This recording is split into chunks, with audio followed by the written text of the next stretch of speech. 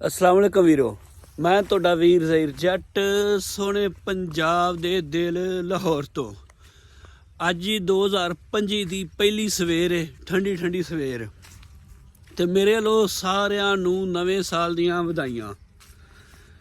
ते नवें साल ते सानू सारिआं नूं ये ऐद करना चाहिए कि तुहाडा कोई भरा या तुहाडी कोई भैन तुहाडे नाल नाराज़ है ते उन्होंने जाके मिलो ते उन्होंने कहो भाई जो पिछले साल हो गया लंघ गया, नवा साल है, भुल जाइए सारा कुछ ते नवियां शुरुआतां करिए।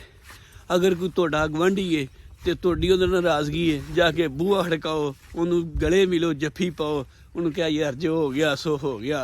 अगर नवा साल है, नवा पिछलियां भुल जाइए।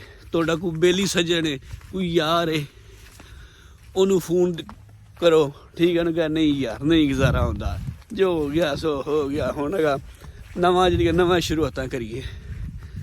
अगर तुहाडा कोई तुसी प्यो जे तुहाडे कोई बच्चे या कोई बच्चे नूं दा मां प्यो नाल नाराज़ है ते जाके जिहड़ा है ना उन्हां दे गले लग जाओ, उन्हें कहा जो हो गया सानू पिछला भुल जाइए ते नवा जिहड़ा है ना ते ये नवें साल ते जिहड़ा ना सानू पिछलियां सारियां गलतियां असी सानू सोचना चाहिए, असी पिछे की गलतियां कुताइयां कीतियां ने उन्होंने छड्ड के ते अग्गा जिहड़ा ना नवी शुरुआत करनी चाहिए है।